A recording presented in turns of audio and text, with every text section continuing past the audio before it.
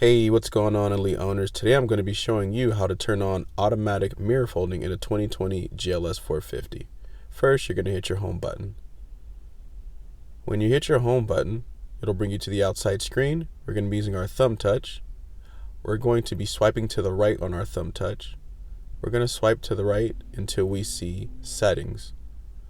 Once you see settings, you're going to push your thumb touch button in. You're going to go up and highlight vehicle. If you're not in vehicle settings already, make sure you highlight vehicle. Once inside vehicle, we're going to go down until we see automatic mirror folding. Now be sure it's because you highlight you haven't turned it on. Make sure you push the thumb touch button in to confirm that you want it on.